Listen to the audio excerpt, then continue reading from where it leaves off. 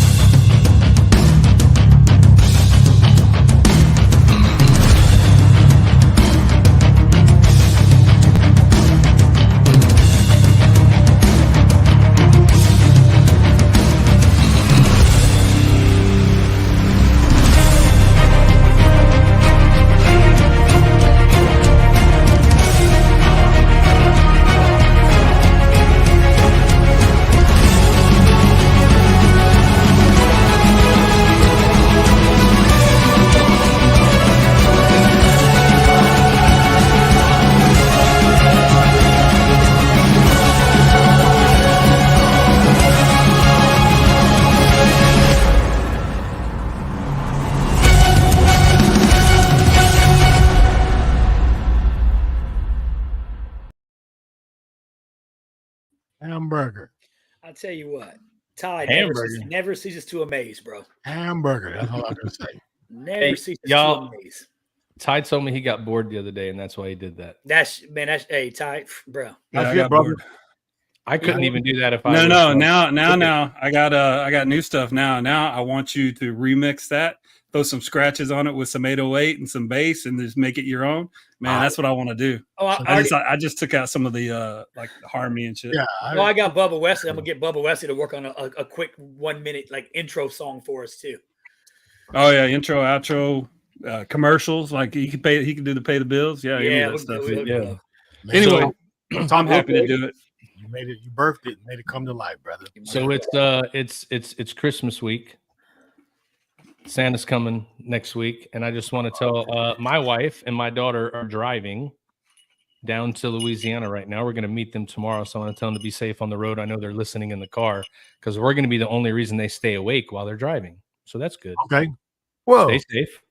Stay safe. Be safe on the road. Yep. Actually, Becky, I'm going to start singing lullabies so that way y'all crash the car and Matt gets that money.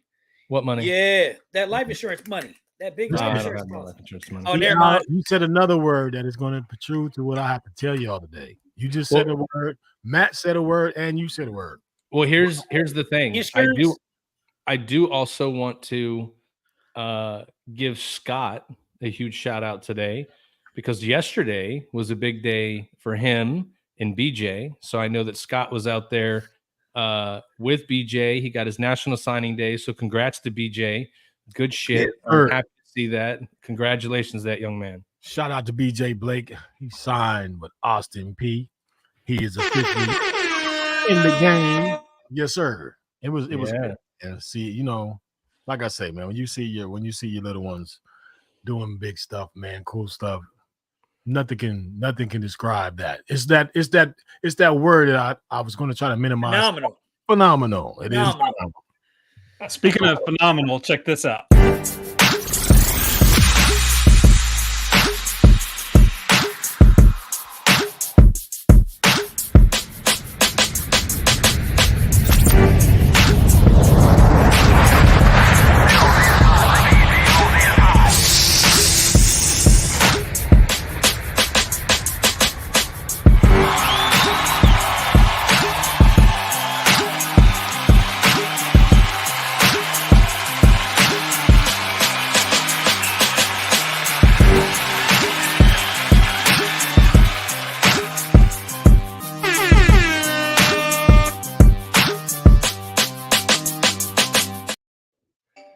You gotta tell BJ to do that Dirty Dancing remix next time. Tell him to run into that dude, get caught, and then they can spin around. That'd be even better. I gotta send y'all this video when he was a little tiny man and we was in the backyard. He was practicing his touchdown dances. I gotta show you that one so that we can mix those two together. So it was cool. So I got to bring 2 of the 4 back with me yesterday. Nice. Oh, very good, very good. That was pretty cool. Little Austin wanted to stay with his brother BJ because they're pretty much twins, and wherever BJ's doing, Austin's on it. Like when he scores, Austin gets to run out on the field, and when he was doing his signing, Austin was in his lap. So yeah, that's his Twinkie. So when it came time to leave, he wanted to stay with his brother. I couldn't be mad at him, man. That's what he know. But that's good stuff right there, though. So check this out, fellas. So here we are today, one day later, right? Get up this morning. My boy's like, Dad, we're gonna go over to the clubhouse to play basketball. No problem. But they say, can we use the golf cart? And I say, mm-mm. Renee say, well, let me use the golf cart. And I say, well, Cameron is 16, so it's a straight shot, bro. Straight shot, 2 blocks down. Can't do nothing. There's nothing that you can do to mess this up. Just go straight. So just to make sure, in case he didn't go straight, I showed him how to do U-turns. Just in case if he wasn't comfortable backing up, all right, cool. So I go and I'm doing my job and went outside and backing out some stuff for the wife. And my wife comes outside and she's got this look on her face. And I'm like, what's that? And she's like, I'm like, what is going on? She's like, just get in the car. We got to go. Oh, damn. So, yeah, that's never good. So we get in the car and I'm like, what happened? She's like, I think Cameron hit somebody or something. And I'm like, what could he have hit? Dog, what? So we get down the block. He killed a white person. No. Damn. Bro, the golf cart's up underneath somebody's car, pretty much. Yeah. So everybody's okay though, right? Everybody's okay. My golf cart is jacked. Man. Car is It's a convertible. It's a convertible now. No, because my golf cart got that metal bar that goes across the front of it, right? So that shit tore up the whole back of the other car and like the side of it. So how fast was he going? How fast did your damn my golf cart goes about 30 miles an hour? He was doing 130 of it. When he turned, he was turning. He realized he was going wrong. He thought he hit the brake and he slammed on the gas and boom! Rookie mistake. So I want to know, what was the conversation like after you went over there? Did you say I told you so? This is the thing, because this is what happened where it went wrong. Going to play basketball was fine. It's when they decided, man, let's roll around the neighborhood in the golf cart, where things went wrong. Because if he would have just turned back around and came back home, they would have been good to go. But because they did, so halfway in the mix of going where they were going, they were like, you know what, Dad probably gonna catch us because we're going to be coming from the opposite way. Because the outside of my house, if you go in a complete circle, you'll come right back. But they would have been coming from the wrong way, which would have been like, where y'all coming from? So yeah, so the lady was outside. The crazy thing is, ain't got insurance on the golf cart. So what? You know what I mean? When it comes time to pay for this car, because her car got probably about $9,000 to $10,000 worth of damage. Oh my God! What kind of car? The golf cart is, I think it's like an Explorer or something. But the way it's hit is like the bumper, and then like the side, the bar is like on the side part right behind the door. So it's deep. The bar went like deep into there. So it's like you didn't walk up and say you could buff it out. Let's just buff it out real quick. Yeah, it'll be all right. So anybody that's on the podcast is watching and listening. If you know how to do a GoFundMe page, or if you know personally, if you know any angels, if you have any kind of means, if you know somebody who does any body work, if you y'all got some body work. People do some mondo. Yeah, this is the thing. Can't be mad at my son. He owned up to it. He was devastated because he knew. And it was one of them things where he tried to correct himself and come back to do right, but because he was already past where he needed to be, it was messed up. But the good thing was, I told him, cars can be fixed, golf cars can be fixed. I'm just glad you and your brother aren't hurt because you can't replace that. But this to show them how fast things can go from good to bad by not following direct instructions. Yeah. But here's what you do after that, Scott. You go, all right, boys, let's get in the car. We got to go take some shit back. We got to pay for this car that you just know what? messed up. And when I asked him that, I asked him, "What do you think? What do you think we should do from here?" And he said, "Man, Dad, be honest, just go ahead and take all my Christmas stuff back." Oh. So I said, no, because that doesn't that doesn't match. Sounds You know good to why? me. But it doesn't match because, like I told him, No, I took everybody in the neighborhood's Christmas gift and took them back. You're gonna pay for the damage that was done. I only spent $100 on you, son. What are you talking about? Well, if we do that in Christmas, that sounds good. But what if we would have did this and it was Halloween? You can't take your trick or treat candy back. Oh, your candy back? Damn. So that doesn't fix it. So yeah, I got some permanent dishwashers. I got some back. You know what I mean? But at the end of the day, it's things that happen, man. As being a dad and growing up with kids, they're gonna make mistakes. Hopefully, he learned from it. Sometimes if you get them early, they can learn early. I'd have told the lady they don't live here. I'd have been like, I don't know these kids. They don't even live here. And I'd have sent their asses back and been like, I don't know what you want me to do. Like, that sounds like a personal problem. We definitely know because they're black, they're mine. Because they're black, they're mine. I'd have been like, oh no, not today, Karen. Over here, they were like, well, because they're black, they're one of the four of you guys that's over here. I don't know which one of you guys it is. Knock on their doors. Ain't mine. Oh yeah, but you know what? Sometimes you gotta laugh to keep from crying. It's right now I don't know the cause, so I'm able to talk about it and laugh. When I finally get it and I'm under the thumb of it, I'll probably be in a little bit different mood. But yeah, it is what it is, man. I'm still thankful. But anyway, it's a lot of story than that.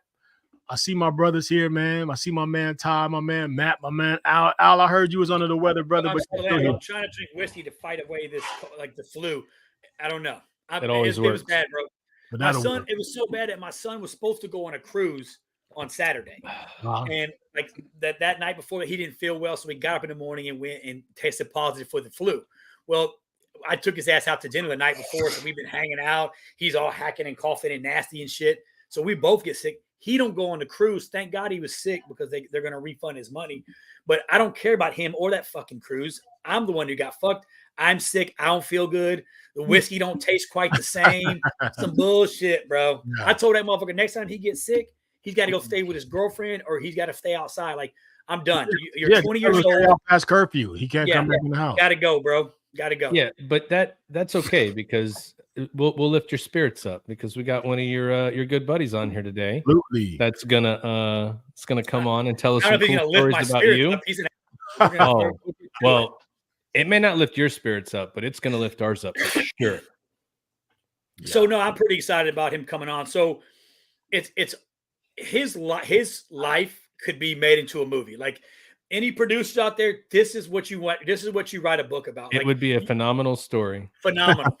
You can't make this shit up. The stuff that this guy right for his country and the service of his country and the service of his community.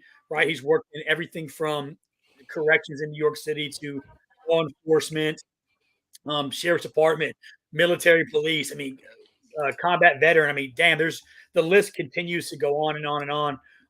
I had the privilege of meeting him. I don't know if I say privilege, but I met him because he was my supervisor at a schoolhouse I worked at. He was my operations officer, which was really a fucking drag on morale, but it's all good.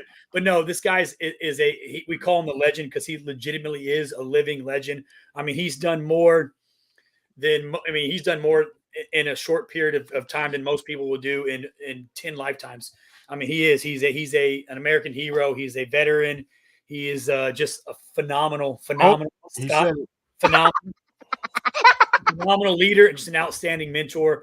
I'm proud to have him on, and it's an honor to bring on Larry the Legend Driscoll to the podcast. I mean, this guy's story is crazy. It would take me all day to introduce this motherfucker.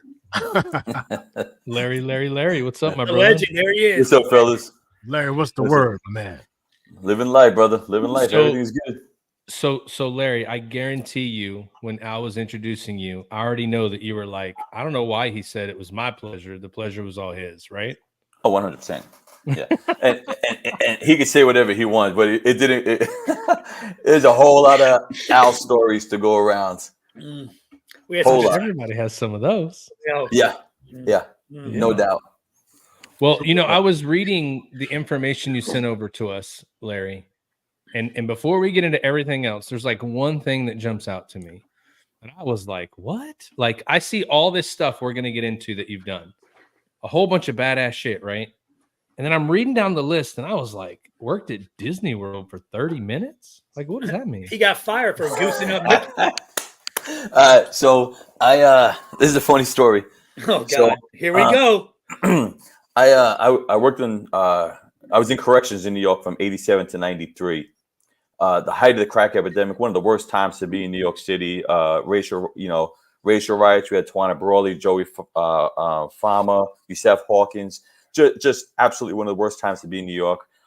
In 92, we had a real bad situation happen in Brooklyn by my house. And my wife said, "That's it. We're done. We're out. We're moving to Florida." So we moved to Florida, and I was supposed to start immediately as a deputy sheriff with the sheriff's office over here, Osceola County. What happened was there was in January 1st in 93, the state of Florida stopped recognizing out-of-state certifications. So I had to go to the whole academy again. So I had to find work in the meantime. I said, all right, shit, let me go to Disney, check it. Am I allowed to curse in this thing? Absolutely. Right. So I said, oh, shit, let me find a job. So I drop off my resume at Disney. I get a call back and said, hey, come on down. They do the interview and everything. They said, all right, we're doing orientation on this day. So I show up. There's probably 300-400 people at orientation. And we're in this big, giant auditorium.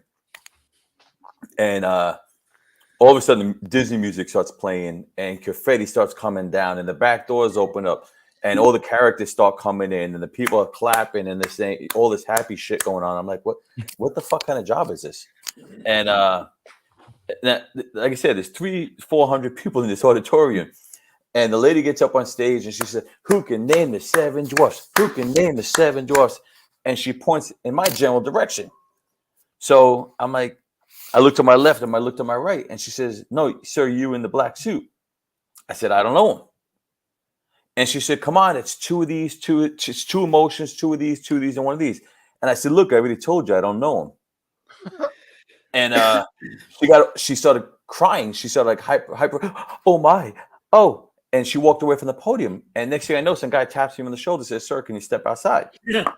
Damn. So, I step outside. I said, bro, what's going on here? And he says, could I have your name, please? So I give him my name, and he's flipping through all the resumes. He pulls my resume out, and he says, Navy veteran, corrections, New York City Department of Corrections, 6 years. He says, how long you been in Florida? And I was like, I don't know, a week or so. And he's like, he said, well, to be honest, your resume is outstanding, but do you know what we do at Disney? I said, no, I don't, He said, well, we greet people and we shake hands and we say hello and we're very friendly to people. He said, just for the record, you're a little rough around the edges.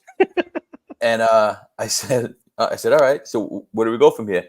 And he said, I'll tell you what I'm going to do. I'm going to pay you for the week. You go to your car. Yeah, I'm going to pay you for the week. And how many people in your family? So it was me and my wife and two of my children at the time. And they said, I'll give you 4 passes to Disney. And then maybe in a year, if you soften up a little bit, you can come back and apply. I was like, all right, just give my shit. And I left. Damn. And that was it. 30 minutes, Disney employee.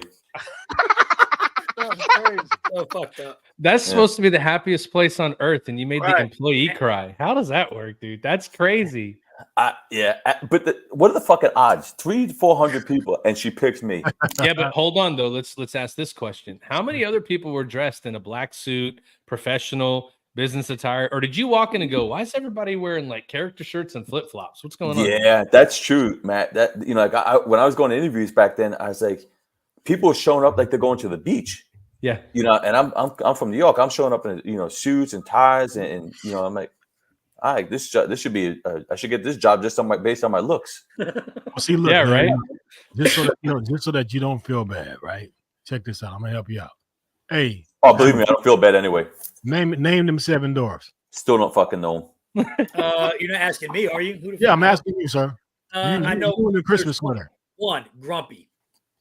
Oh wow. Okay. Don't feel bad. Slutty. Well, you would have got sleazy, the job. Double pin. What's the other one's name? Wheezy. Anal. Wheezy. Oh, Wheezy. Little.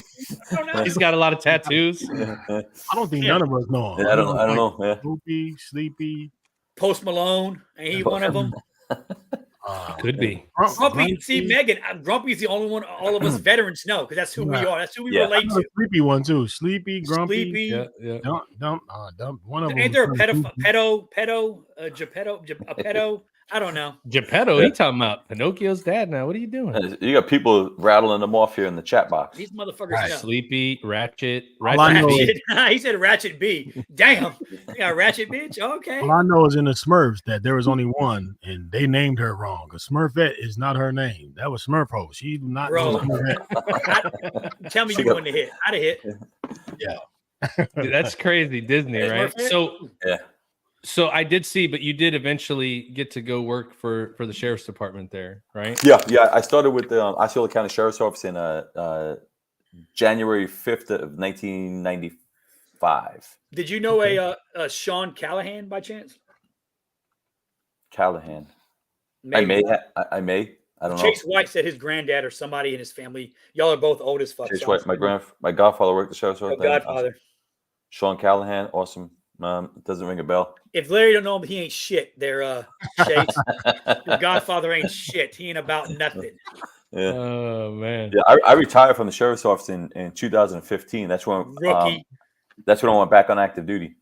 Gotcha. Wow. So go ahead. Yeah, I was gonna say you did. You did some years in. You went reserves. Walk us through like, so you did. I saw you were a radioman in the Navy. Yeah, so that means you did join a long time ago because they didn't even have those dudes when I joined the Navy. Yeah, I joined in '83. I started July 19th, 1983. Shitting my diapers, bro. Yeah, you're shitting on yourself. My recruiter was BM2 Willie Cotto. You never forget these guys. Mm-hmm.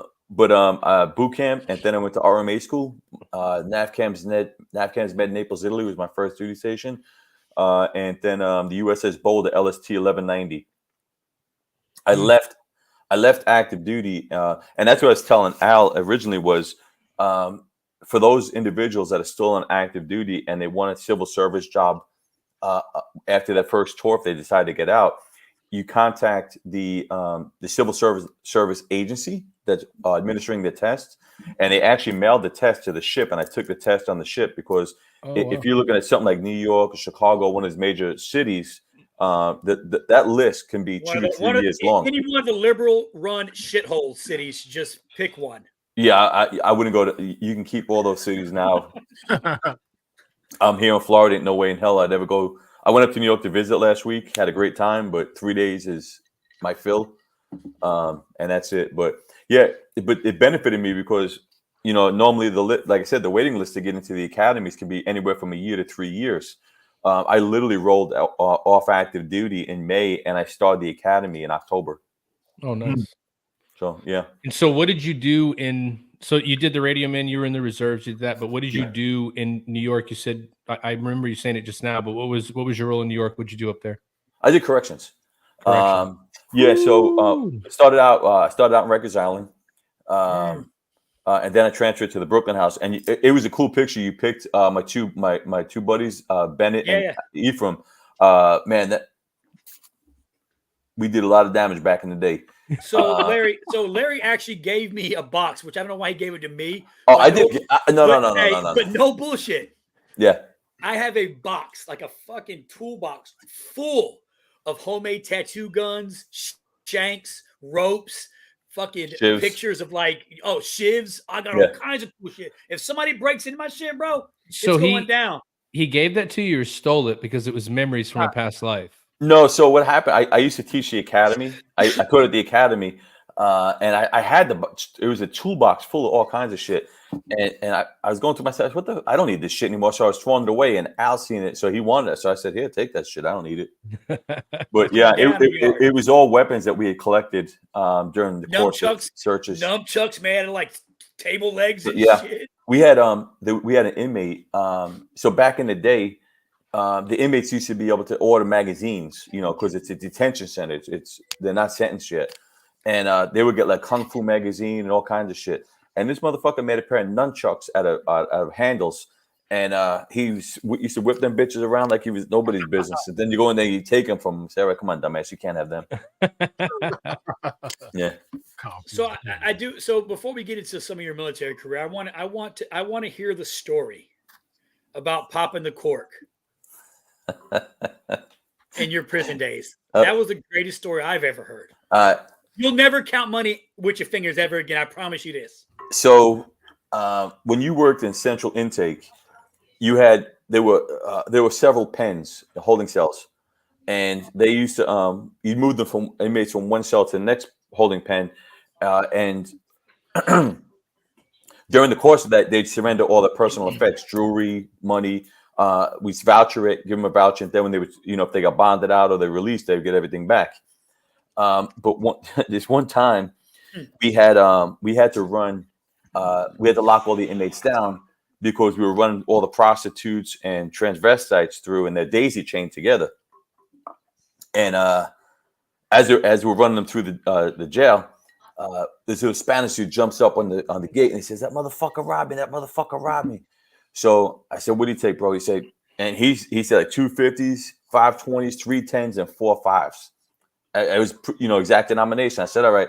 So we uncuffed the dude, transvestite dude, from the daisy chain, and we got to take him in the back. So this guy's got long blonde hair. He's got a more than a 5 o'clock shadow because he's been in the system for a couple of days. Got 34 Ds. That's sexy. Wearing a blue dress. So, and what they do in that area is like Pacific Street and Dean Street back in the day. Guys used to drive down that street, and to get blowjobs. And so what the guys do, the transvestites do, they got the tits, so they take their dick and they tie the string around it to attach it to a cork, and they stick the cork up their ass. So when you're driving by, they flash you, and all you see is a triangle, a patch. And so once they get arrested, you have to you got to tell them to pop the cork. So once we told him, he pulled the things off, the straps off, and dropped his dress, and told him to pop the cork, and he popped his cork, and his shit sprang forward, and down falls the money. So I have him pick up the money and put it on the counter, and I have to count it. So I got gloves on, so I just count it out, and I say, "All right, exact denomination." So now we have to rearrest this guy. But I turn my back for a minute, and one of the other CEOs, I look over, and he's counting the money like this. He's like, "God damn it." He's like, "Larry, where the fuck did you get this money? It stinks." And I was like, "Bro, go gargle with some gasoline, man." And then he looked over, and he knew exactly where it came from, the taint. And yeah. Greatest, never count money, licking fingers. Yeah. I'm strictly a credit card guy. Oh my gosh. So hey, White Mike said, White Mike, my brother's on here. He said, "Wish I was locked up there. I never got any of my shit back." Yeah, well. Oh my goodness, dude! Get locked up. You've been locked. Mike's been locked up in a lot of different states, just not New York. You got to go to New York, Mike. Do some big. So it's like for White Mike, it'd be a treasure hunt. Then is that what you're saying? Scavenger hunt. If he's he couldn't have a cork. His ass cheeks don't even touch. If he's like Al, he'd have to stretch that fucking string too far to be on string. It's like tying string around a chub. First fucking all, it was cold that day when you assaulted me in the fucking when I was naked. It was cold. Oh my god! So that's what they all say. No. Yeah. I'll tell that story in a minute, but I kind of want to get back on with Larry. So you left corrections, and how did you get back in the military? In Gulf War for 91. I joined back up in 91. So I went back in the reserves in 91.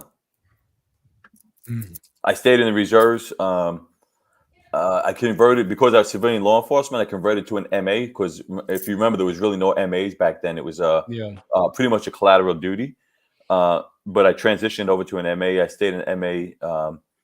Military police for your military police, yeah. But then in September 11th it happened, and I kept getting mobilized for different events because of Master at Arms, Force Protection, and my civilian background experience. So we just kept getting mobilized. The good thing about civil service is anytime that you mobilize under a war declaration, you count the time counts simultaneously.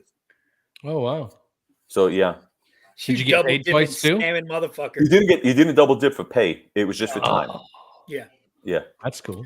So then you eventually, because I mean, when I ran it, when I worked for you, I hate saying that. When I worked for you, you still do, bitch. You're not close to me. You can't put your hands on me again, okay, LT? I want to file a fucking grievance. But go ahead. Go ahead, whatever makes you feel good. He's just gonna review it and call it nonsense and get rid of it. It's okay. I'm filing a grievance right now. I was assaulted physically. I was naked. Not only was I physically assaulted, I want to call it sexual assault because I was butt naked in a shower when this man physically put his hands on me, all because I said his daughter was attractive. That's all I did. Yeah, you deserve to get your hands put on you, though. Well, first of all, he's a lying bitch. There was a whole lot more. I've heard the rest of this story. I think there's more to it. There was a whole lot more to the story. This dumb bitch comes into my office, and I got pictures of my family there, and he looks at my daughter and says, "Hey, would you hook me up?" I said, "Get the fuck out. Get out of my office." So she would have chose. Yeah. Okay. Anyway, he kept fucking with the picture. He kept taking the picture. He put it on his desk. Then I came in and I had to go to his cubicle because I went to his cubicle for something, and he had her as a screensaver. He just kept doing dumb shit. So he got what he deserved. I got, just so you're aware, is I didn't deserve it. I was in the shower after PT, so I just physically exhausted myself. And it might have been one of the mornings where Larry walked up to me in the PT and was like, "Hey, bro, you smell like a brewery. You were drinking last night?" I was like, "No, LT, I was not." Yeah. And I'm in the shower. It's all nice and warm. I open the shower, and there he is. And he punches me so hard in my stomach that my belly button touched my spine. And I pooped and peed just a little, and he left me laying on the dirty shower floor like I had just been taken into prison cell. Like, for real. It was bad. Well, he went back to the old days. You know that scene in American History X where he's laying there? And naked men don't fight. Yeah. Naked men don't fight. Bro, that's like kryptonite. I tell my wife, I don't sleep naked because if somebody breaks in my house, there's no way for me to defend this family. Like, you're all on your fucking own. I'm balls ass naked. I could shoot fucking naked. I could do everything. I'm good. Right. Besides, if they see the shaboinkin, the motherfuckers might just turn around and leave. I seen the hammer, and I would run too. I said, let me tell you boys something. Listen, if I have to put this motherfucker to use, this is the thing, man. From a brother, man. Because you called it a shaboinkin, I already know what time it is. I already know what time. I'm splitting shit. Somebody's getting stitches. Dang. What was that movie? What was that movie? Debbie Does Dallas. No. With Norton. American History. Yeah, when they got his ass in the shower, that'd be you, fucking Al. You'd be fucking.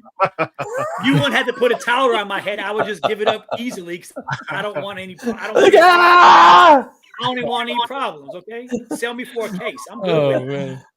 I'm joining the gang. I'll trade your ass for a bologna sandwich, motherfucker. Damn, bologna, you fucking asshole. Hey, so fast forward. So you're in active duty. You go to recruiting, right? So is that where you started? You went to recruiting? Yeah. I started out in recruiting. NOD Jacksonville.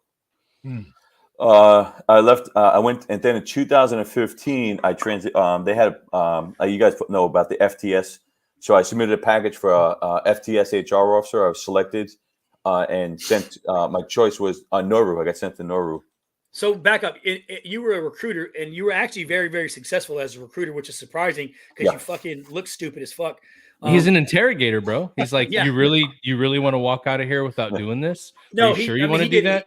He was of the year, and you were. Who was your CR? You had some pretty tough fucking leadership when you were there. I had Tony Head, Tony Head. Tony Head. I know. He had some legends in the fucking game. Yeah, there was some hardcore CRs there. Yeah, and what's his name? Man, the first guy. I can't think of his name right now. Shit, I can't remember his name. But he retired here in Orlando. So you were successful. Then you come to Noru. You're an operations officer. So I want to lead into the story of like what happened to you. My brother said your forehead's on point too. You see, my little brother got my back. Sorry, motherfucker. That's the biggest forehead we've had on here, by the way. No, bro, Dusty's got, bro, that motherfucker's. He's the champ, dude. That shit is terrifying. Who? Dusty's winning the forehead match. Dusty Rudd. His fucking forehead, bro, is terrifying. I mean, I don't even know if it's humanly possible. I don't know what the fuck happened. He looks like a grown ass midget. I'm sorry, little person. He looks like a big little person. He got that big ass head and little arms. It's hard to explain. Who, your brother? No. I mean, it sounds like fucking genetics. It sounds like you're fucking 6 foot anything, bitch. Well, he's like 6 foot tall because he's probably not my brother. My dad was in the Navy, bro, for a long time. Who the fuck knows? For real, you know? Yeah, right. I mean, Michael Hurd, whatever you want to call it. So hey, don't sign up for that. Don't do that DNA testing. Fuck that. He said he salutes with all fives. So you were a senior chief in the Navy at one point in time, right? You were master at arms. Yeah, I seen master at arms. Senior, master at arms. Mm-hmm. And then I commissioned as an LDO security officer. So you were a secco. So now, damn, he said Rudd was maybe 5'1". So then tell us a story about what happened to you, because you went from being like an officer to an enlisted to an officer. Like your story is fucking insane. So I came back on active duty as a lieutenant in 2015. I was only a 2-year lieutenant. And you're supposed to be a lieutenant for 5 years before you go to board for 04. But I had already had my master's degree and my professional certifications. Shout out University of Phoenix online. Good job.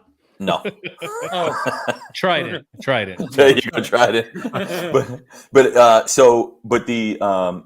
the officer detailer said, "Hey, I'm going to bump you up in year groups." And I said, "I don't know why would you do that? You know, because at the time I had 17 years, and I was 1 year short of reaching sanctuary." And he said, "Because you already have all your wickets. You're the only one in your group, this year group, that would have a master's degree and your PHR certification."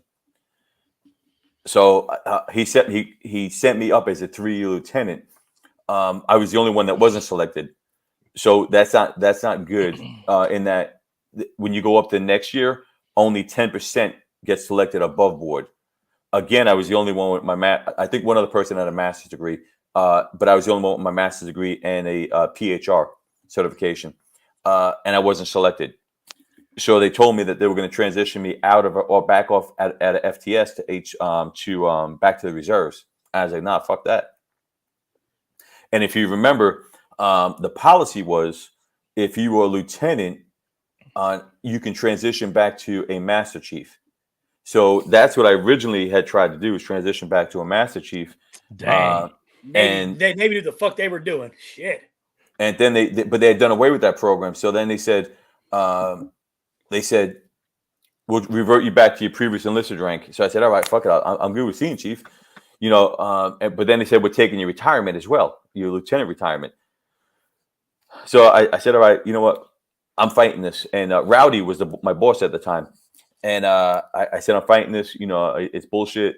And I contacted the detail and I said, look, you set me up for failure on this. And he said, yeah, sometimes that shit happens. I was like, that's the wrong answer, bro. And I said, you can make this go away because I don't give a fuck about being an 04. I had a successful career. I retire as a lieutenant, make this one my above board zone, my original zone, and then next year I don't give a fuck. I'll be in sanctuary. I could just retire as a lieutenant. And he said no. So I said, all right. I went to JAG. I filed a congressional, and but then I had to revert. They didn't revert me back to senior chief. They reverted me back to chief. And that's, well, you were part of that ceremony. My frocking from lieutenant down to your demotion. Right. We did it in the Chiefs mess at NAS Pensacola. It was a shit show. You had to do like a final hour. We did. To be honest, I don't know what the fuck we did. There's so much drinking involved. We were drinking and we threw lieutenant bars across the Chiefs mask. Oh man! Hey, this motherfucker went from being my boss on a Friday to, hey, Chief, grab the fucking trash on a Monday, motherfucker. This motherfucker need you to get a mop. I need you to get a mop, bitch. Yeah. He didn't. But I wasn't doing that. But so I did the congressional, and I filed the BCNR. But I had to transfer from Nauru. And in all seriousness, I'm a firm believer. I truly believe this, that everything in life happens for a reason. And I say that because I went to a command. I went to a command. I hadn't been an MA in years, and they made me the security officer there. And they had failed. There was an IG inspection. They had failed miserably. So I got to turn that around. They passed with a 97 score. Then they sent me to do another project. And the skipper there, Captain Brooks, stand-up guy. He gave me a special project to build a skiff on NAS Pensacola. I got that built in 8 months. And then I actually got the BCNR came back, and I got returned back to lieutenant and a year back pay of salary. And then I just went home. I worked from home. I worked for Bird Allen and Commander Gray. I went back to recruiting, so I recruited for reservists, and it was kind of interesting because if you NCs remember, that by that time they had gone away from the old recruiting style. No more calendars, planners, all that shit was gone. And when I contacted PERS 9 and I asked for the reserves, the cell res list, and I said I had 15 applicants in 45 days. I turned it over so quick. And like, what'd you do? How'd you do that? Because everybody else was failing. I said, because you went away from the old school of recruiting, Yeah, I just made some phone calls and they were ready. So we just talked about it. I mean, so his story, his story is awesome. And I was going to say phenomenal, but I didn't want to give Scott the privilege of hitting me with the giggles. Just start saying epic, bro. Start saying epic. It's epic. So I give Larry shit, but I'll tell you what. You can say phenomenal if you can spell it. Fuck you. Fuck out of here. Stick with epic. Go with epic, you dumb bitch. Put your car in your garage. Fucker. Epic. But no, I will give him some credit because as a leader, he was going through obviously it was a crazy transition in his career and his life. But this guy, when it came to being an operations officer, one thing he did, I think, was great about Larry is he never forgot where he came from, right? He never forgot that Chiefs mess and that senior enlisted community because, even as an officer, he held us accountable to doing our job and held us accountable to, the expectations and the standards. But he was a great leader because he never, he would call you you're a dumb fuck, but he didn't take your failure and just, mash you in it. He allowed you the leeway to fail, which is a good thing as a leader, right? I made a lot of bad calls, a lot of failures as a young senior chief in the Navy, trying to figure shit out. But he never stepped in and said, "Hey, here's how you're gonna do shit. Here's what you're gonna do." He always said, "Hey, what's your idea? What's your plan? Let's go with that." And if it didn't work, he would, he never was like, he would, like I said, he would be like, "You're a fucking dumbass," but he would be like, "Hey, how do we correct it? First and foremost, and then how do we keep it from happening again? And how do we, prevent it from happening in the future?" He was that type of leader where he gave you the leeway to be a leader, right? He could have came in and said, "I've been a fucking senior chief. I know what the fuck I'm doing. I'm smarter than all you motherfuckers." Even though he's not, he's from New York. He's probably got a fucking GED, fucking a prostate problem and a GED and all kind of other issues. But he was a phenomenal leader to work for, hands down. I had to give it to him. Yeah. I'll tell you what though, and I say this unequivocally, one of the best Chiefs messes that I've ever been a part of was Nauru, hands down. Every single person in that mess was an outstanding person, and I make it a point to do a brother check, and I'll go through my phone randomly and I'll just pick up somebody and give them a call and just see how they're doing.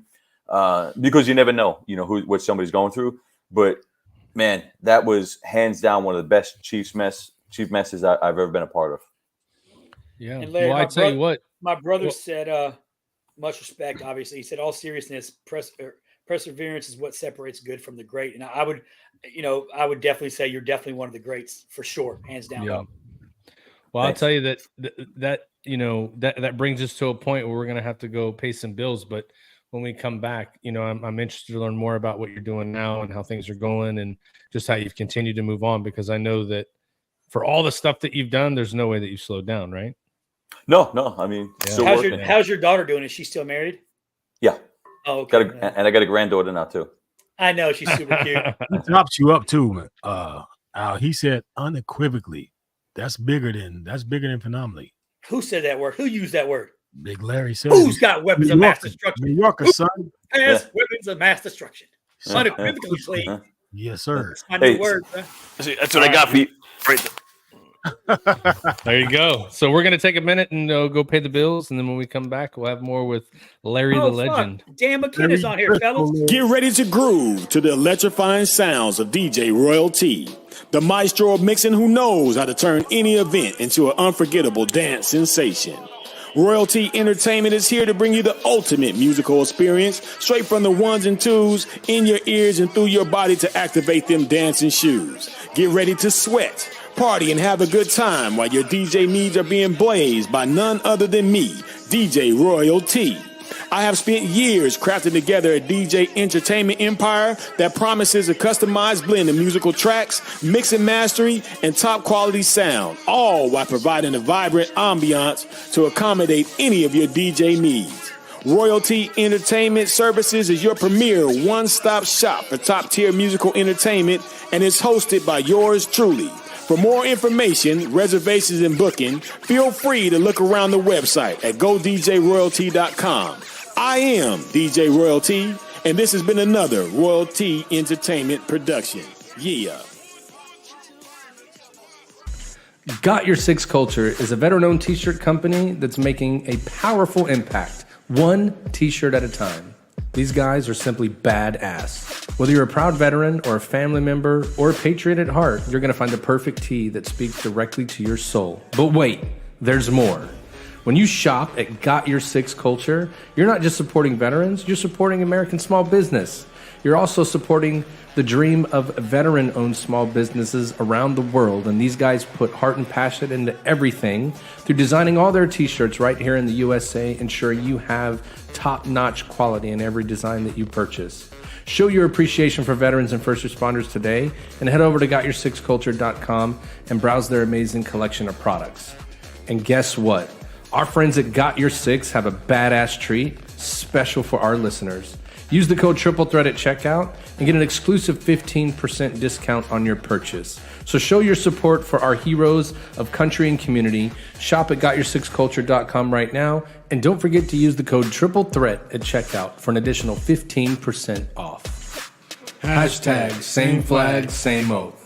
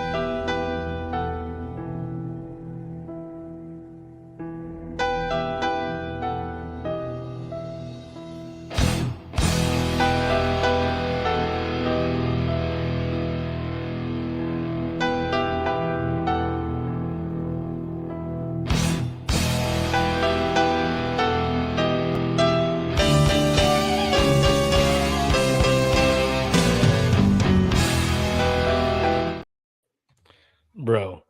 Hey. How long did it take them to do that? Like, I don't know. How many calls were missed getting the coordination correct for the Christmas? Hey, Matt, I do want to say this. We are in the presence of greatness. We have Dan, Dan McKenna, Godfather. Yeah, but Dan McKenna said you need to do phone power and call people. I know, but he is one of the heads of the 5 families. Like, this dude is a certified gangster when it came to recruiting. And just so you know, I do call you Michael Hero and David Willis. I'm sorry, okay, you fuckers. Y'all just don't pick the phone up. I've been there for that, for one of those anyway. Hey, before we bring him back, I just wanted to say, man, this has been the coolest fucking guest. I can sit and listen to people. I gotta from New York all the time. I'm sorry, let me finish one thought. I gotta get him on camera saying, I'm walking here. You know, I gotta get him to say that. So let's bring Larry back. Hey, my brother says my beard stinks, bitch. It smells like your mom. Huh? My brother said my beard stinks. Oh. And it smells like your mom. That doesn't make sense. We don't have the same mom, bro. Really? Nah, for real. We got different dads, I think. He just made this shit awkward for no fucking reason. It's like this awkward for awkward activity. I don't even know if that's a word. Facebook made me delete it. It's so stupid. What up, Larry? So I know it's past your bedtime. You're old as a motherfucker. It's getting close. I'm tired. You got to fucking go upstairs, take your Geritol and shit, and fucking tuck yourself in. Yeah, that's what I got to do, you bitch. I could still outdo you. I could still outdo you on pull-ups on your best day. Yeah, you're probably so. You could probably do that forever, and I'd be okay with it. Do an extra. You can't see his arms. This motherfucker's got tattoos like he's in the mafia for real. Like this dude's fucking tatted the fuck out. I saw the emotion, man. I saw the bisons, man. I saw him there. Yeah. Hey, I'll tell you why, Scott. Because this motherfucker, to be honest with you, the problem is this dude. When we were at Noru working, him and Rudy was my best workout partner. Just hanging the fuck out. We're working, grinding. These dudes at the gym. Yeah, grinding. Another word you can't even fucking spell. That's grinding. Rudy though. That's Rudy. We're gonna stop this spelling bee shit. Okay, you're from New York. I'm from Georgia. Yeah. We have different dialects. So together, you guys will get the word right. Yeah, sure. The first part, you'll get one of my. You'll get the second part. One of my. Rudy was the best fucking workout partner. We just kept challenging each other. Yep. Rudy was one of my fondest moments with Rudy, man, is when I went out to Noru. I think I was in there on the treadmill, man. Yep, probably. I was probably. We did chest day that day. Well, we did arms. He did arms, and I did chest. So he took me through his crazy arm workout. Yeah. I took him through my chest workout. He's like, God damn, man. And that was a proud moment for me because I got the big dog that time. I got him with that. Right? We did. If you guys remember, we were lifting so much and so heavy. Do you remember Mike Ryan? Tore his fucking peck out of his chest. Bro, I say, bro, you need just crippled over. Yeah, because you go to the gym, do what you can do. Right. This isn't a competition. Do what you can do. Man, he took that. I was spotting him. He took it off the rack. And all you just seen was pop, and that shit ripped from here all the way down. It just separated his whole pec. Rudy got a jail body though, Rudy was like massive on the top, dude, but he never did leg day. Hey, that's Mike Tyson, bro. He got that. Rudy walks on stilts. Look, Rudy's that epitome of the Kevin Hart comment. He's like, up top, it ain't a game, but down low, I don't know. We might be able to get you there. Yeah. Yep. So let's talk a little bit about like Matt was saying. So military career, you retired. You retired as a lieutenant, right? Yep.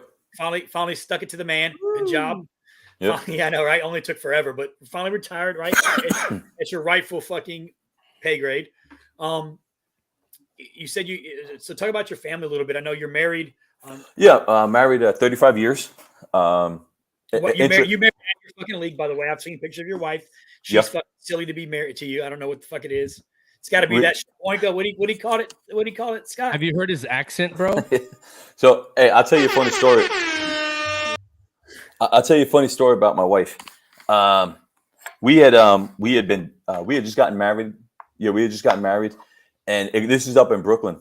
And I told Al this story, and I kind of sometimes I go back and forth with it. But I had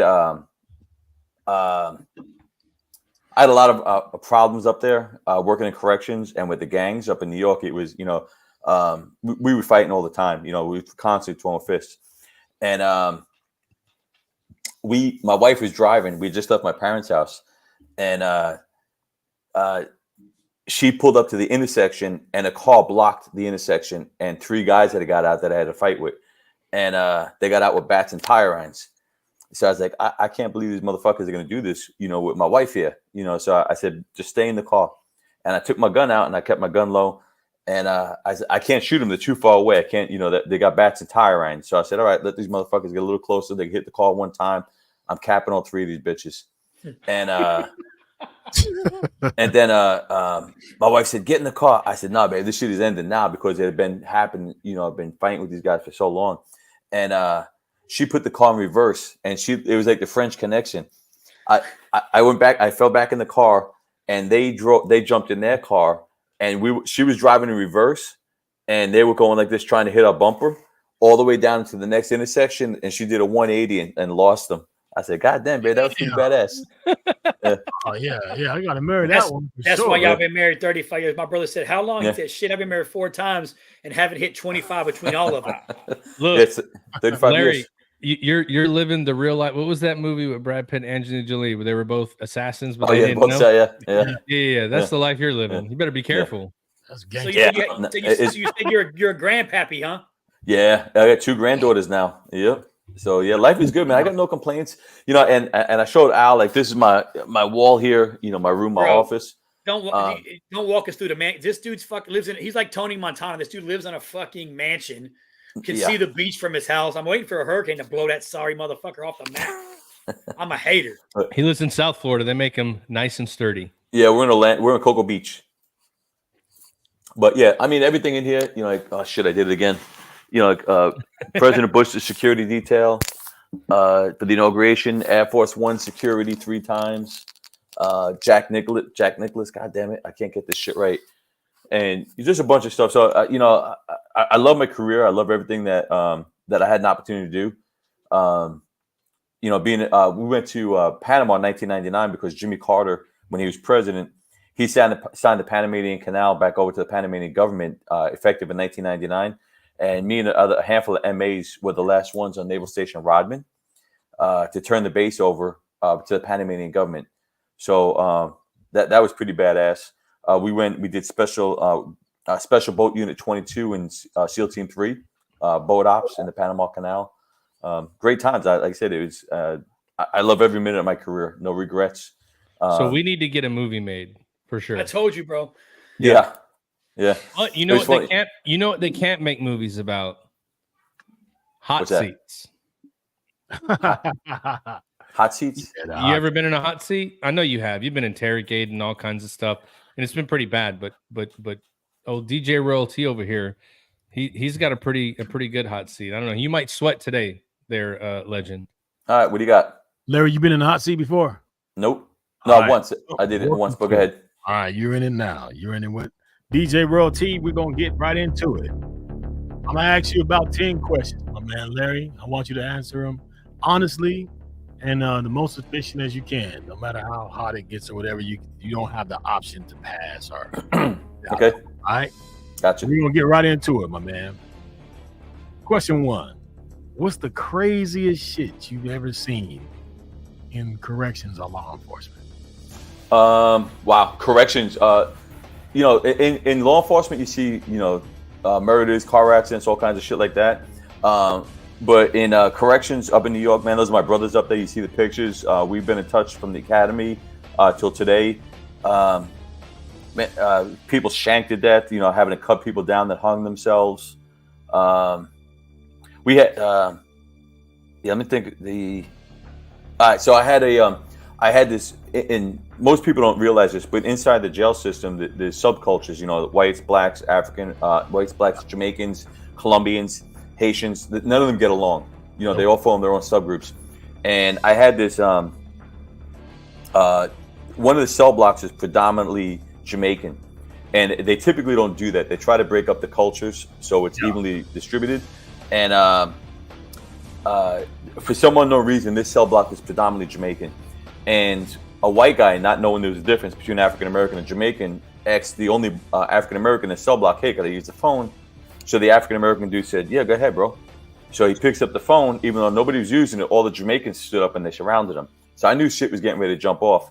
Yeah. And I started walking over to that tier, and they attacked the African American dude with razor blades, cut his eye out of his head, all kinds of shit. Oh, so we're in there. Me and my partner were fighting, we're throwing, hit the alarm, wait for the riot squad to get up there, and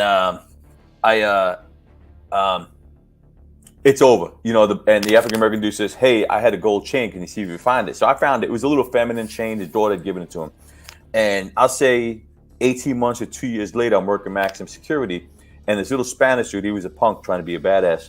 He said, he's like, "Hey, CEO, I'm fucking talking to you," and I said, "I'm like, hold that thought, motherfucker. We're gonna settle this right now." Yeah. And I heard this guy say, "You talk to that CEO like that again, I'll kill you." And I was like, "What the fuck was that?" And here comes his brother coming down with an eye patch on. The guy got his eye cut out. And he said, I said, "Bro, what are you doing maximum security? You want maximum security before?" And he said, "I caught two of the motherfuckers in C-76, another jail on Rikers Island." He said, "I caught them in the day room. He shanked them to death." Damn. Yeah. So now he's maximum security. He got double life sentence. Man, boy, that shit got hot for me, bro. Damn. And, hey, Larry, you can say, bro. Guy. That's only question one. That's question one, bro. Yep. Damn. Do you need more condensed version? Nope. No, we're good. Okay. I like the heat, bro. More fires, bro. Okay. According to you, Larry, who is the best artist to ever come out of New York? Heavy D. My man, I like Heavy D, man. The notorious one, baby. And I felt the way when Heavy D passed away, man. I remember exactly where I was when that happened. I was in Washington, D.C., in the ceremonial garden. I was on my way back from the ceremony. I heard it come over the radio, man. I was in the back seat crying, and the driver's like, "What the hell?" And I'm like, "Bro, it's Heavy D, man." Bro, I never cried like that. I ain't gonna lie. I wasn't boo-hoo crying, but tears. Hey, you know what's funny too, though. Back in the day, out in New York, you wouldn't see me wearing a West Coast rapper shirt. Yeah. Now they wear West Coast rappers. There's none of that. Yeah, none of that hate anymore. Yeah. So that brings me to my next question. Mm-hmm. What is your top 5 MCs of all time? Top 5 MCs, bro. 5, man. I'm talking about boom. You're a New Yorker, man. You can't get this wrong, son. You know what I'm saying? With your Timberland boots on and your puffy jacket. Yeah. I had my 8-ball jacket, my Timbs. Yeah. You got me on that one, bro. No, you can't. You got to give me something. You said Heavy D. You can put Heavy D in one and gives you 4 more, but I need to know. See. Heavy D. And I guess it could depend. Are you Bronx, Queens? Brooklyn. I'm Brooklyn. Brooklyn. Yeah. It was Brooklyn. Yeah, we had. That's why I got. Let me see, man. Let me think. My top 5. Hands down, Heavy D. I got to think about this for a minute. We'll go back to it. Come back to it. We're gonna come back. I'm gonna put a circle around it. Yeah. Put a circle around it. I gotta think about that one. All right. Next question, Larry. Have you ever got your ass kicked? Yeah. No. Yes, I have. I've had my nose broken, my jaw dislocated. We did. But to be fair, it was in the jail, and what happened was I was walking off the elevator, and the inmate was punching the elevator door, but the door opened, and I walked right into his fucking fist. So he dislocated my jaw. Damn. Yeah. Woo. Yeah. But you can't say you win them all, bro. You win some, you lose some. But you live to fight another day. Right. And that's you get your bones that way. Yeah, for sure. All right, Larry. What is the hardest decision you ever had to make?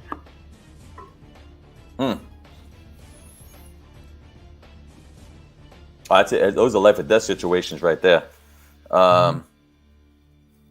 Man, we had there's I can think of a few, but one of the there's a fucking downer type thing. But we had these 2 kids that were street racing. Yeah. And one of them crashed into a pole, and he knocked down electrical wires, and the wires were down. So, but then his car was leaking gas, so the car went up in flames, and we couldn't get near him to save him because we risked too much chance of being electrocuted. Right. So, just hearing the fucking kids scream and burn to death was pretty. Damn. Whew. Tough, man. All right, we'll line it up a little bit because you got the flames ablaze. Yes, sir. What is the most important attribute in a woman, in your view? Love in the heart. Good heart. Okay. Good heart. Here we go. If you had to choose, which one you think is the all around better player? Is it Steph Curry or Allen Iverson? I'm not an NBA guy, but I like Iverson's nastiness, but I like Steph's 3-point game. He's a classy guy all the way around, so I'd have to go with Steph. Gotcha. All right. Larry D, how old were you the first time you lost your virginity? Well, I guess the time you lost your virginity. There's only one person. Right? 14. 14. Did you know what you were doing at 14, or were you were just practicing? Yeah, I know what the fuck I was doing. All right, dude. All right, here we go. What is what they're doing with the 14? You just soap that bad boy up most of the time, you know? All right, we're going to turn the heat back up. All right. If there was one person that you can bring back to life for a 1-hour conversation, who would it be? And what would that conversation be about? Oh, 100% my dad. Mm-hmm. Just for him, because he passed away. He passed away at 53. So he's missed so much with the family, you know, and the opportunity to see his great grandchildren now, you know. So yeah, 100% my dad. For sure. All right, we got question number 10. Then we got to go back to question number 3. When was the lowest moment that you've ever had, and what motivated you to push through? The lowest moment I ever had. Easy. My dad, when my dad passed. Mm-hmm. He so I was with my grandpa when he passed, and my dad, he had lung cancer, mm-hmm. and he was at home, you know, by hospice and was given morphine. And if anybody that's ever had to go through cancer and has to use morphine, the morphine is a hallucinogen. Yes. And I come back from, me and my wife and kids, we had gone to SeaWorld, and we got back to the house. My mom said, you know, go check on your dad. So I went and talked to him. I sat in the bed, and he's like, Larry, these motherfuckers are trying to get me. He said, they're trying to get me. I said, hey, Dad, don't worry about it. I got your back. Ain't nobody gonna fuck with you when I'm here. Yeah. And he said, you got my back? I said, 100%. And then he just put his head on my shoulder and passed away. Damn. My man. Yeah. Bro, you know what? I'm not even going to take you back to question 3 because you came through so G with these, man. I think that, bro, you're an amazing guy. You know, this podcast provides me the opportunity to meet outstanding. I'm not going to say the word phenomenal. I'm not going to say it, but I will say wholeheartedly that, you know, I'm glad that Al brought you on, man. You are a absolute beast of a man, right? You're amazing spirit, amazing soul. I'm glad I got a chance to meet you, man, and you made it through the hot seat. I'm thankful that you were so real with it. You know, everybody loves the realness, and you gave it to us real. You shot it to us straight, and I can't ask for more than that, man. So salute to you, my brother, for sure. Thank you, man. Appreciate you. Mm-hmm. That was dope. Yeah, man, that was hot, bro. That was tense. I'm in here like, yeah, I'm sweating, man. Hey, I think that motherfucker only knows one rapper, Heavy D. He was like, I know. I was trying to get, man. No Biggie Smalls, no Jay-Z, no. You should have asked him the top 5 Taylor Swift songs of all time. Nah, fuck Jay-Z. Fuck Jay-Z. Jay-Z, Eminem. DMX, baby. Look at Al trying to coach him from the sidelines. Nah, Al doesn't know what the fuck he's talking about. It's country what Georgia. What kind of music are you into, Larry? Country Georgia. We had the best rappers in the world. New York. We eat New York rappers alive down south. We fuck y'all all up. You know, I'm gonna ignore Al, but I'm all over the spectrum, bro. It depends on the mood. You know, I'll go from Dean Martin, you know, to anything current. You know, I'm all over whatever I'm in the mood for, man. I just flip that station. Tony Bennett.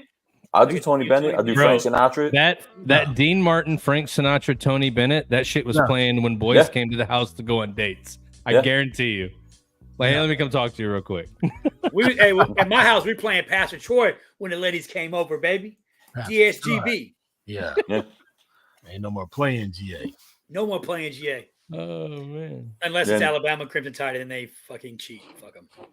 My man Larry, boy, that was some stuff right there. I like that one. I'm gonna go back and watch this again tonight just so I can get that again. That was. No, I definitely appreciate you coming on, Larry. Man, I mean, look. dude. So real quick though, one of our favorite podcast people, Julie Willis here. I know everybody's a favorite. Julie, she's in every week. She's in saying, everything that she thinks. Look at her. She said, you're an incredible human and a true hero. Absolutely. And Julie, I think everybody that's heard him today would agree with that. Man, you got to come back for a part 2 just so you can talk shit about Al. We didn't even get into that. Yes. Yeah. So when the police come to his door for his physically assaulting me naked, then we'll know what's up. Hey, World Star, motherfucker, World Star. I'm gonna have it all filmed up. I'm gonna say one more thing. So Al is a peeper. I am. He's the guy that sits in the shower in the locker room and waits for everybody to come out of the shower and he measures everybody. He's just like a because Right. He would come. He came by my office one time and said, "God damn, legend, fucking Vic just came out of the shower. It was down by his knees." I said, "Bro, why are you coming to my office telling me that shit? I don't give a fuck about nobody else's dick." That dude's shit was, and he was standing on the bench, put his knee up like fucking Captain Morgan. Like, bro, I touched it one time. He got mad. I was like, "Bro, I told you." Gave a little thump, and he was like, "Hey, don't touch me." I was like, "Get it out of my face, mo." And he's hairy like a gorilla. He's all hairy and shit, nasty looking. Vic is a stand-up guy, man. Great guy. Master Chief. I don't know if you ever invited him or you know him. Navy SEAL, Master Chief. Bro, he beat the shit out of us at every PT in Noru, bro. We know who he is. This is the same guy who was showering and a fucking water moccasin was in the shower with him, and he kept showering and got done. It got out of the shower. He got out of the shower, went and got his lunch Tupperware bowl and put the snake in it. I'm like, who? Yeah. He was like, I just kept looked down and it was looking. I was like, it was scared of your fucking knee. Yeah. You my brother. That's fact. Vic was in the shower and a fucking water moccasin was in the shower with him. And I don't know how. Showering. I don't know how I got in the building or anything, but listen, bro, those Navy SEALs are built differently. They don't even care, bro. Right. Yeah. They welcome that kind of stuff. They're like, oh, my friend's here. He probably thought it was a test. Like, went out of the shower. He probably thought that thing was a back scratcher. He picked it up and started scratching his back in the shower, you know? Yeah. And talk that shit if you want, but if that dude gets hard, he's passing out. Like there ain't no way, ain't enough blood in this whole room to feel what he had going on. You know what I'm saying? It was impressive, and I can admit when I seen something impressive, and that shit was impressive. Was it phenomenal, bro? Ooh, No, it was epic, bro. It was epic. Yeah. I mean, you've never had the privilege of touching a SEAL dick. I did. Okay, so why are you bragging about that, dude? Don't hate, bro. I'll touch yours next time I see you. Was that your version of Hell Week though? I gotta know. Close enough. No, Hell Week was being physically assaulted by Larry Driscoll. My operations officer, my boss, put his hands on me physically in the shower. Yep. I mean, if you don't do dumb shit, there wouldn't be dumb shit, you know? I mean don't stop, there won't be none. No, but no bullshit. But I do love you, Larry. I mean, I appreciate you coming on, brother. You're the fucking man. Anytime, guys. Your shit is fucking. Your story is one of a kind. Like, there's not very many people who have had the privilege, right, to do all the things you've done and live the life that you live. Like you said, I mean, you have no regrets. Everything happens for a reason. And I'm just truly honored to know you as a friend and as a brother, man. You took care of me. I mean, I'm still in the Navy because I was still staying in the Navy because you didn't let them kick me the fuck out. So I really appreciate you, brother. Much love for sure. Yeah. Thank you for coming on. Let everybody know how badass we are too, man. Tell all your friends and shit, man, to check us out. You know what I mean? Yeah. No, I mean, there's it's interesting the people that pass through your life, and especially something like working in the schoolhouse. The people that you meet, and even the students. Like, do you remember Luke Casada? Yes. Al? I still talk to him. Yeah, fucking phenomenal guy, bro. Phenomenal. That schoolhouse must be elite, bro. And I just wasn't elite enough. They wouldn't let me go there. Yeah, I still talk because you have to be really good at your job. I guess I wasn't. Yeah, I still talk to Luke, Larry. Then how did Al get there? Back and forth. I got lucky. I knew people, bro. I know motherfuckers who know motherfuckers. You kissed a lot of ass. I got it. We're good. Hey, good. I don't kiss ass. I don't get you to sue us. You gotta suck that dick, bro. And you didn't do it. And I you did eat it. ass. First of all, Al was the chief when he reported there. Yeah. And then he put on senior chief, I think, within a week or 2 weeks of being there, and fucking caused nothing but hate and discontent from that point on. Hey. Him and Seti. It was you and Seti that put it on at the same time. I made it. Al, it was you and Sed? Yeah. You and Sed made it the same time? No, me and Corey made it together, and Sed made it the year after me. Okay. Yeah. Sed made it with Kurt. Okay. Me and Corey made it together. Yeah, look at Bo's up there. He got the barber shops and shit like that. Everybody, that's what I said, man. I'm so glad and happy when I see how successful everybody's doing it, and you guys doing the show, and Smitty, Justin, doing it. Everybody's doing well, man. That's the main thing. And like I said, I check. I'm a big proponent of the brother check. It takes 2 seconds. Just call somebody, see how they're doing, because you never know when that person's going through something. And you remember I won't mention his name, but he went through a hard time, and he's doing a whole ass full of prison time right now. Oh, yeah. For because the man lost it. I don't know what transpired, but he lost it, and he did some stupid shit. Yeah.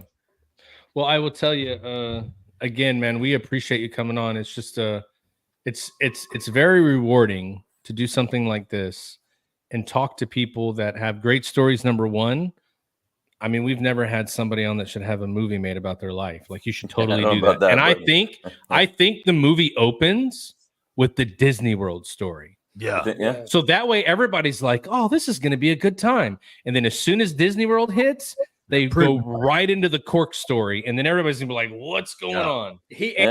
Played the asses. But I mean, dude, like you're stand up in every way. We appreciate you coming on. Thank you for sharing your story. Guys. Thanks for being real. Yes, everybody that follows us and does this thing with us, they appreciate that kind of stuff, and we appreciate it. You're gonna have to come on again, though. Yeah, I got no problem with that, man. I can sit there and bullshit with you guys all day long. So my man David Willis, who we do a lot of stuff with, we have this thing going on the 27th. We get a lot of veterans together. We talk about a lot of things. We talk about a lot of shit. It's called Tip of the Spear. I'm going to send you a link to that, and if you got time that day, you need to jump on. Yep, Tip of the Spear. Okay, it's the same thing. It's the same. It's podcast? not that Tip of the Spear. It's like a whole bunch of legit people together. I'm just saying. I had to make sure Al knew that. But it's a podcast. It's another podcast. It's another podcast. It's a round table. It's a whole bunch of veterans that do podcasts, and we bring on guests and people in different areas, and we just have conversations about what's going on, and Yeah. There was one guy I met, and it was so cool too. I told you about him, Al. I can't think of his name now. Brown. The comedian. The comedian. He's actually worked on Carnival cruise ships. And he was talking about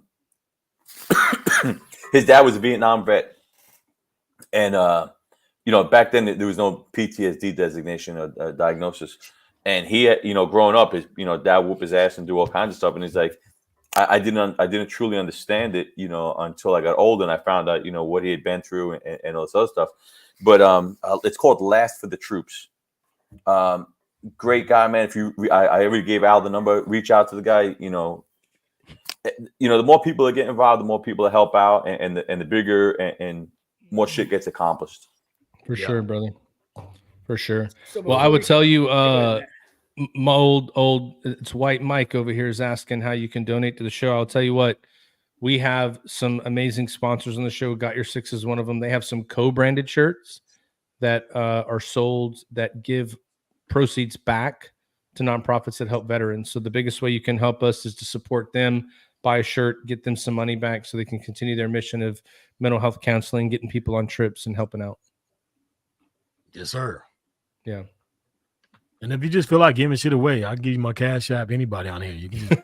Well, he may need your cash app to fix that golf. He got to fix somebody's car, car, bro. Hey, White Mike, Scott needs to fix an Explorer. Who do you know? Yeah. Oh, he knows a guy who knows a guy, but motherfucker, hey, don't ask where we got those materials. Don't ask where he got the shit from. I might have to send my son over there to work with you, man. He's gonna have to work some new stuff up. Right. You and my brother could probably fucking do a whole hour together because my brother is old. I'm sure you know who it is, like the old school IDGs, Insane Gangster Disciples. Mm-hmm. My brother comes from the IDG line way back in the day, right? So you probably put a bunch of his fucking people in the Huckle bucket. We did. It's funny because gangs are regional. We didn't have that. We had GDs. We had a lot of Bloods, Crips, Latin Kings, huge Latin King population. La Familia, Jamaican posse. What's that?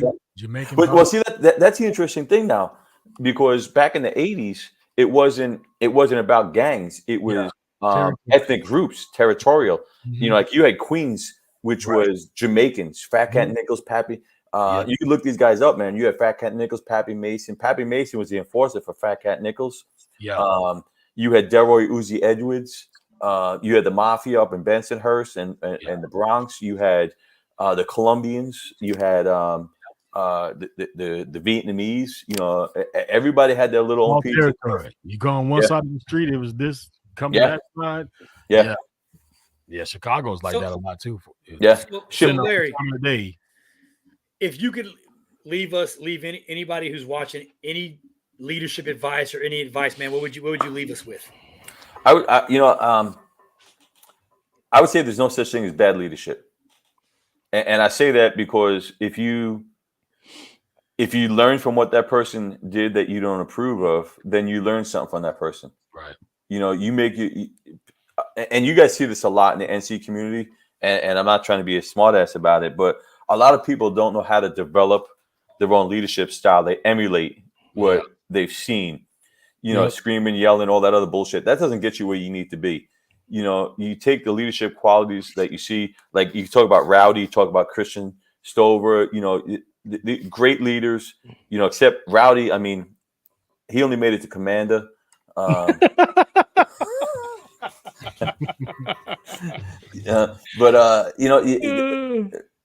Again, even if you consider the person to be in your opinion a bad leader, you're still learning something from that person, and you're taking from it. And you know, you put everything in your own toolbox, and you develop your own leadership style. And to me, it's always about helping the next person up.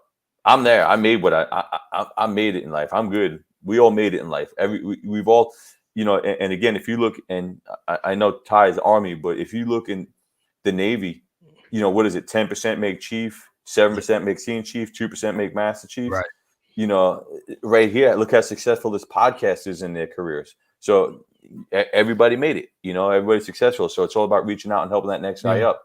And you know, we're all gonna fuck up because I'll tell you what, as a RM3, my young drunk ass, I remember. Yeah.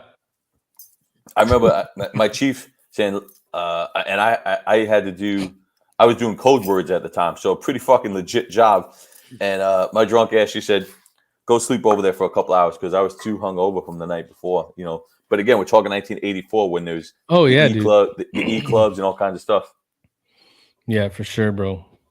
It's interesting though to look back and forth and see what the differences are. But I mean, at the end of the day, you know, everybody's here for the same reason. And so, you know, like Daniel over here said the same thing. Like you learn from the people that do wrong by you just as much as the people that do right. And so what happens a lot of times though is people will go, I don't like that person because they gave me bad information, or they're horrible, or I don't like them, or I hate them. And instead of changing their viewpoint to be better than that person or do things differently, then they're just going to continue to be angry at that person. But that statement of you learn the leader you want to be or don't want to be should be something that everybody learns from. Sure. It's almost like if you grow up, you know, how many of us have said, when I become a parent, I'm never doing that, right? Whatever it would be. It could be every something fucking crazy. day, bro. Yeah. Every day. And sometimes you realize that was the right thing to do, even though you said you'd never do it. Because when you get in that situation, I know I've been in the situation where I'm like, oh shit, I said I was never going to be like that. But you know what? I need to be. But then there's also times where you go, you know what? I remember this and I'm going to go that way. So you can develop yourself. I like that statement, Larry, where there's no bad leadership because you can learn from everything. And I think that's huge on what people can do. Yeah. Yeah. For sure. Man, perfect. John Kelly nailed it. That's my man, John Kelly with Beefy Marketing, dude. Firefighter, marketing extraordinaire. He's the man. So Larry, hey, quick question, because Scott didn't ask you. So I really want to know, because you're a New Yorker, huh? Loyalty or respect? Which one's more important to you?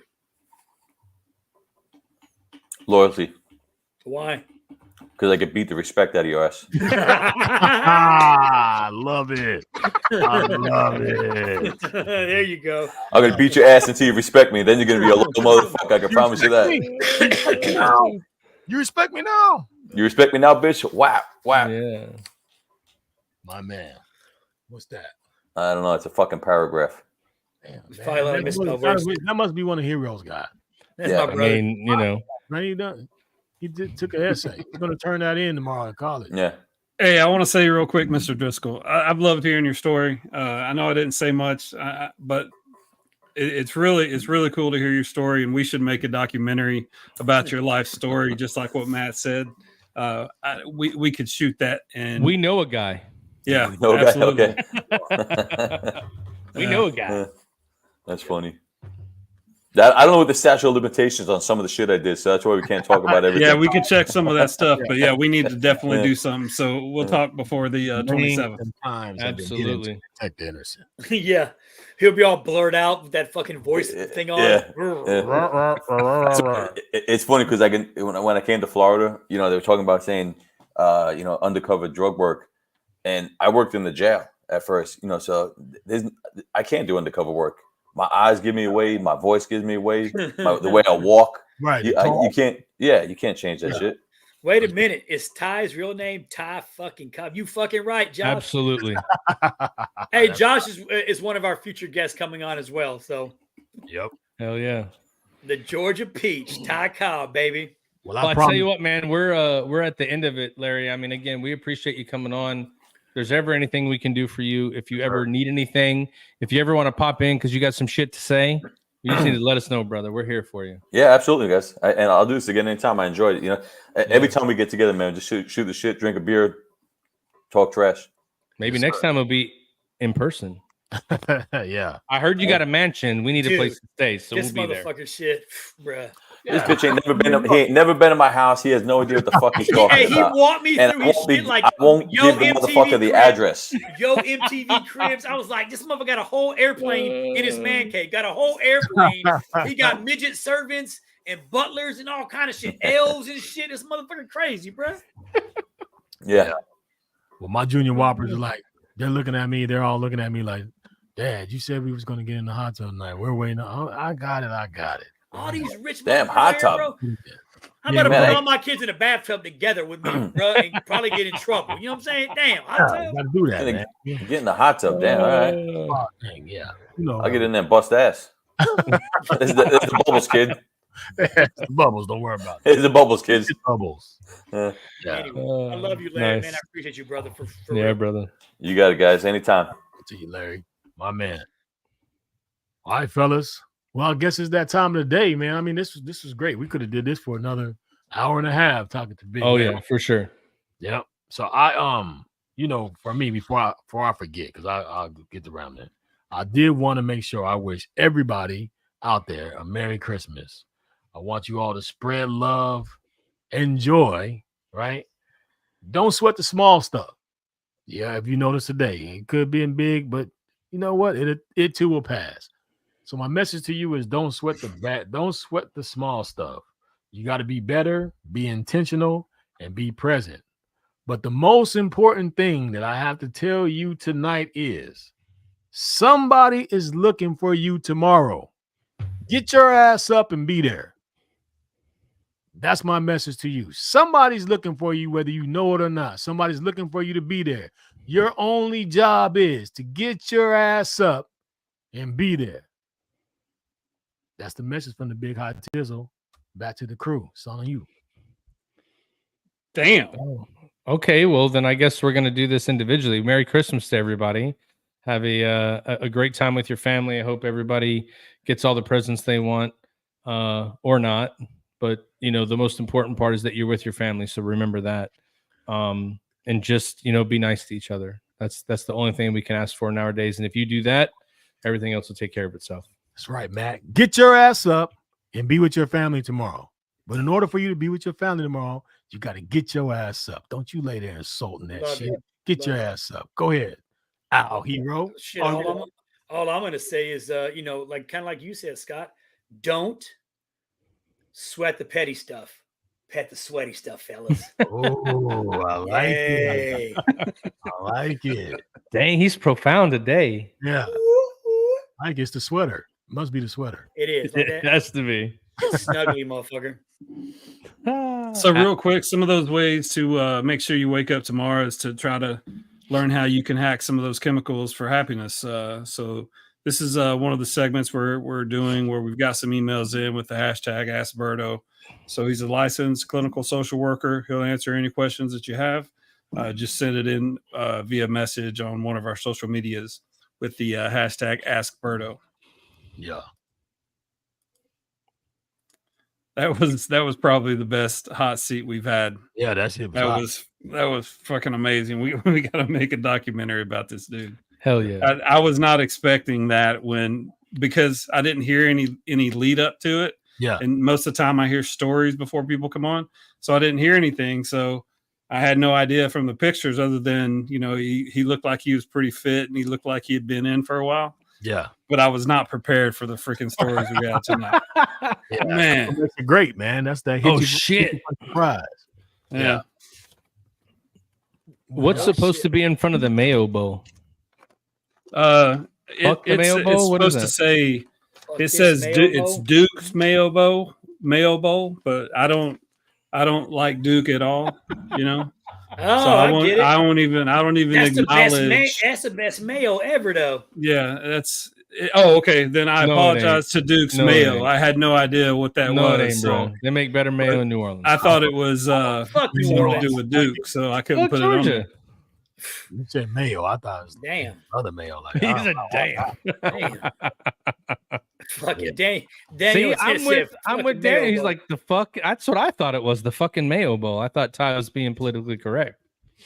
Either way, we got to pick these games, though. So we're picking those? Yeah, I picked some random games, just mostly like the highest ranked ones this week. I think there was a couple other games, but I figured these would be pretty tough to pick, some of these. So, Damn. All right, who wants to go first? I'll go first, man. Okay. We're just going in order from how we Left side. Yeah, I'm going. There you go, Matt. Utah's on the left. I'm taking that one. I am going to go with who is that? I don't even know who the hell Tulane. Greenway. Tulane. That's where Stover went to college. Hell yeah. Well, Stover's alum. Right in the heart of New Orleans, bro. Tulane. And then for the Mayo Bowl, Who'd you go with? Tulane. Tulane. Okay. Let's see. North Carolina versus West Virginia. They're both 8-4. I'm going to go with North Carolina. For the Holiday Bowl, you got Louisville versus USC. Louisville. It's Louisville. No. But it's Louisville. It's Louisville. USC in Louisville. Give me Louisville for 500, Chuck. Look, okay. And we got Texas Louisville for 500. Oklahoma State. Now, Oklahoma State. This not the Sooners. No, that's the Cowboys. They took a shit against Texas. Yeah, I'm going with Texas, bro. Damn right.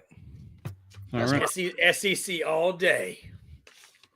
All right. I guess since I'm right below Scott, I'll go second. So I'm going to go Utah, Tulane, West Virginia, Louisville, and Texas A&M.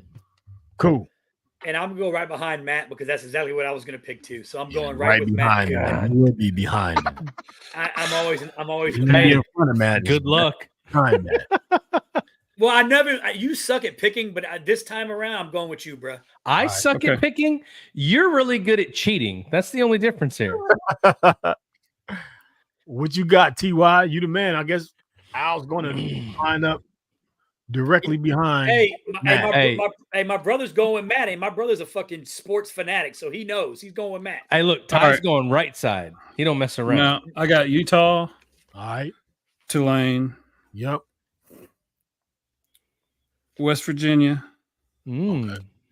I know you can't even say it, can you? He's going USC. He can't say Louisville. He can't do it. And give me the Cowboys.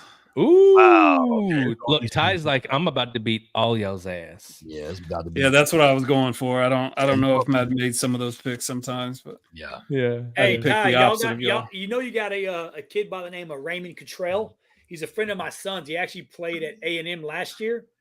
He had a couple of touchdowns. He just transferred over to UK. He hit the portal, and he's going to be catching balls for Kentucky. Dudes of 4 or 5 star coming out and going into A&M. That's what I'm talking about. Raymond Cottrell is his name. Okay. Bring him on. He's a Milton boy. One of my He'll son's sit the buddies. bench again, just like he did in A&M. It's all good. He caught some touchdowns at A&M, okay? Did he? Yeah. Were they mop-up games, or was it like more? real Let me tell you this, games? motherfucker. He caught more touchdowns than your ass caught, bitch. Shut the fuck up. Of course he did. He caught more than you. Football. You too. Well, I'm just letting y'all know. I'm not hating on him. Next if his year, name was Jeremy, you'd like him. Which one, Ron? I mean, he was pretty good.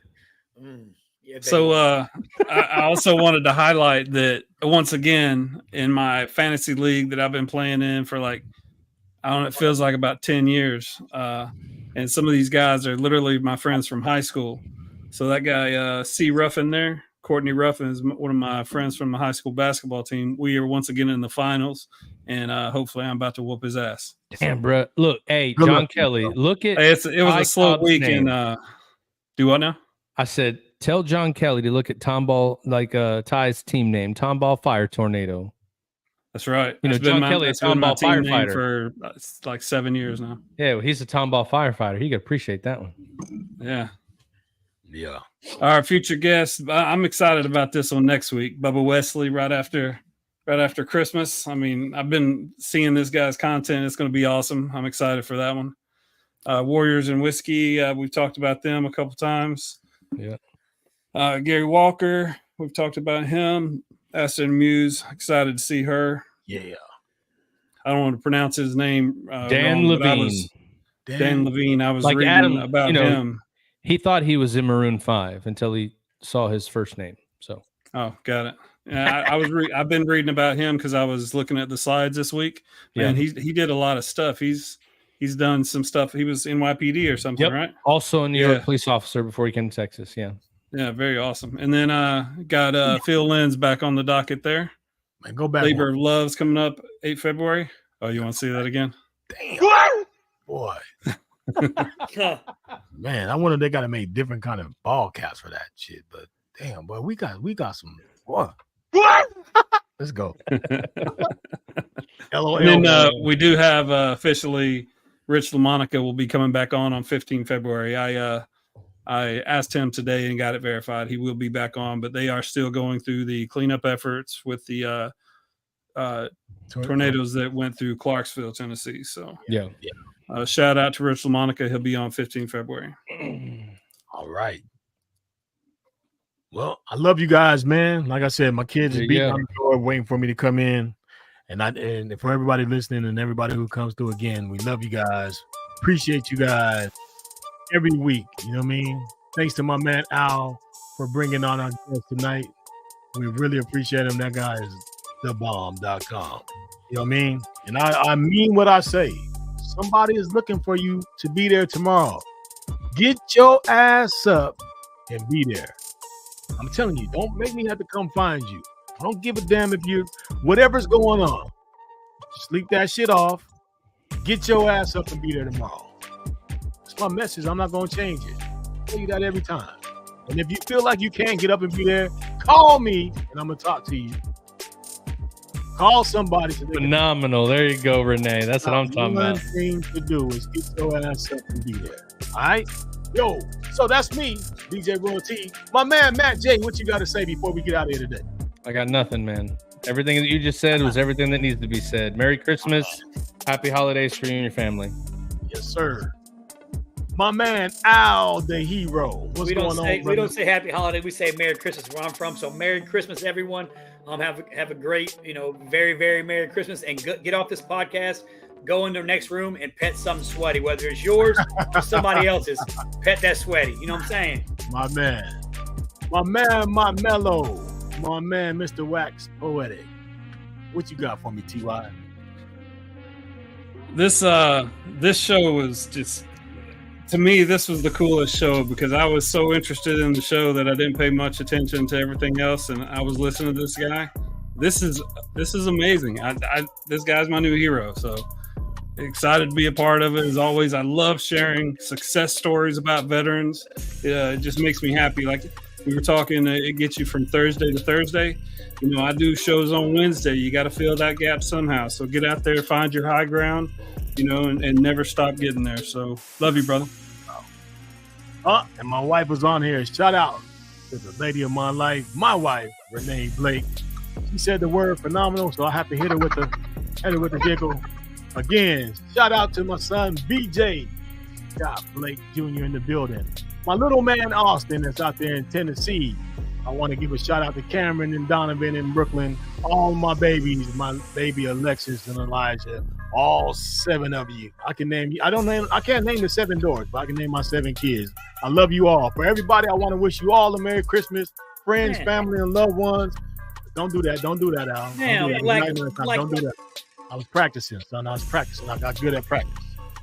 But you guys be safe out there. Come back, see us again. And until I see you again, may your next day be your best day. And I'm not playing. Somebody's looking for you tomorrow. Get your ass up and be there.